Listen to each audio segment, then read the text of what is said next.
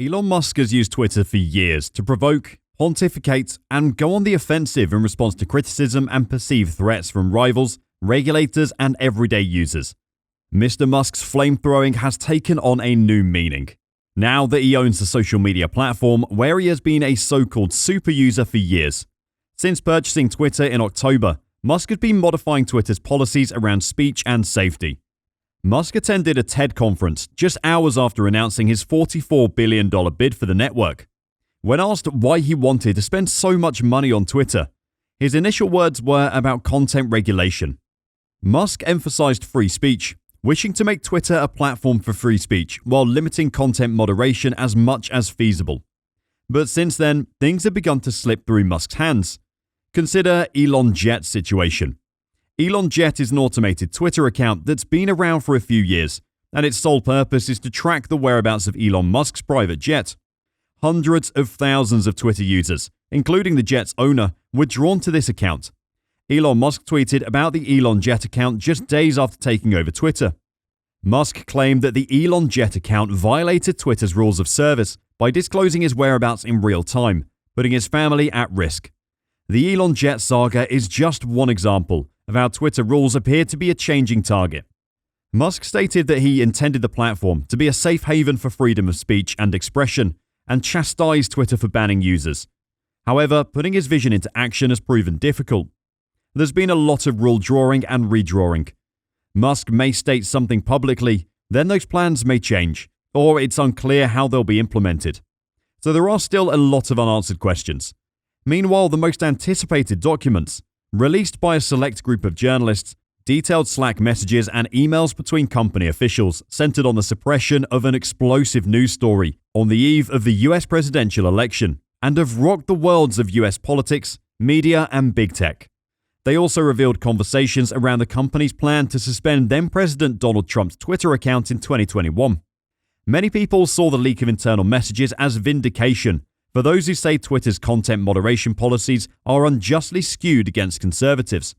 Journalist Matt Taibbi described this first installation of the Twitter files as an incredible story from inside one of the world's largest and most influential social media platforms, calling it a Frankensteinian tale of a human-built mechanism grown out of control of its designer, in a December 2nd Twitter thread.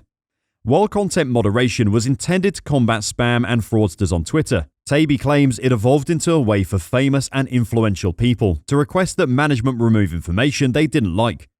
A redacted screenshot of an email between two Twitter officials on October 24, 2020, had a list of URLs for tweets supposedly reported for review by the Biden team.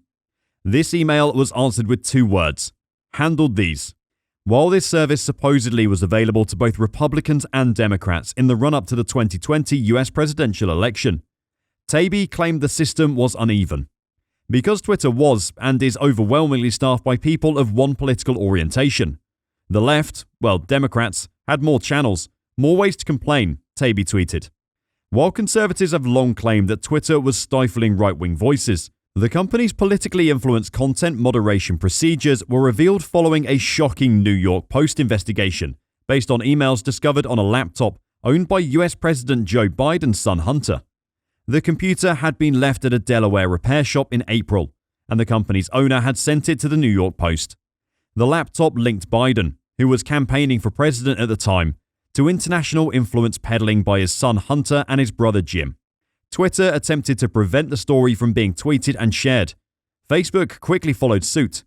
The New York Post, White House spokesman Kayleigh McEnany, and reporters from various publications, including this one, were suspended from Twitter for sharing links to the story. Taibbi's subsequent emails show management straining to grasp their own rules. I'm struggling to understand the policy basis for marking this as unsafe, and I think the best explainability argument for this externally would be that we're waiting to understand if this story is the result of hacked materials, wrote Twitter manager Trenton Kennedy. Twitter's in-house lawyer, Jim Baker, said that it was reasonable for us to assume that Hunter Biden's laptop may have been hacked and that caution is warranted. A week after the first, Taibbi released a second document dump about Trump's account suspension, which occurred 2 days after the infamous January 6th rioting at the US Capitol.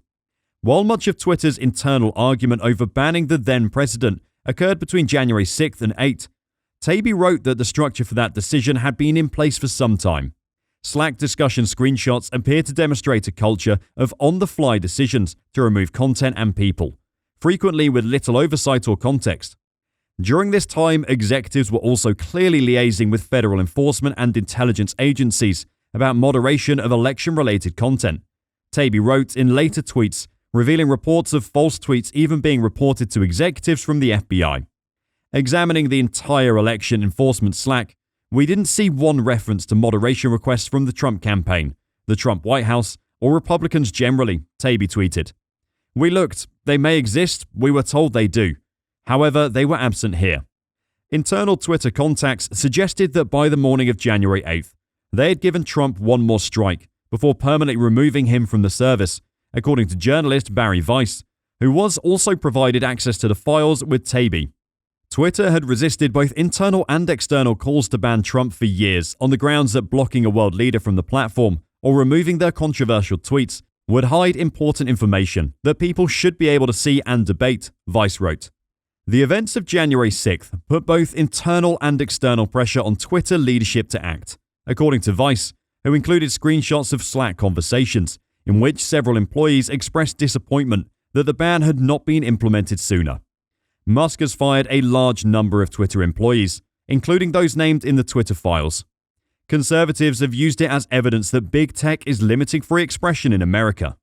But according to Daniel Tsai, a lecturer in business, law, technology, and culture at the University of Toronto, the Twitter files fell with a thud. I think Musk is doing it for himself, he explained. He's looking for confirmation that he made a bad deal and was duped into buying a bad company, a poorly performing company that didn't have the subscriber base he was promised. Before purchasing Twitter, Musk argued that non-human, automated bot accounts greatly exaggerated their user figures. He has restored Trump's Twitter account and provided amnesty to a slew of other accounts banned by Twitter for grounds other than fraud or spamming. But Musk is now facing accusations that he's already began to do what he preaches against by banning accounts he disagrees with on Twitter. He temporarily suspended comedian Kathy Griffin last month for satirically imitating him. This week, he utilized his self-proclaimed war on Twitter bots to suspend Jack Sweeney, a sophomore at the University of Central Florida. Despite Musk's pledge on November 6th that Sweeney would be able to continue using the platform, Twitter blocked all of his accounts on Thursday, including one that tracked the positions of Canadian government VIP flights that Sweeney operated with Canadian researcher Stephen Watkins. Following that, numerous notable American journalists who had been critical of Musk's takeover of Twitter were banned on Thursday. Musk claimed they published tweets revealing his and his family's home addresses, but the journalists and their publishers denied this. Musk then asked Twitter followers if he should stand down as CEO of the social media network. The poll concluded Monday morning, with 57.5% of voters saying he should resign and 42.5% saying he shouldn't. It is yet to be seen how this story unfolds. Well, that's the end of today's video. If you enjoyed the video, hit the like button and comment below. Also, remember to subscribe to our channel and hit the notification bell if you're new to this channel to be notified when we upload more content.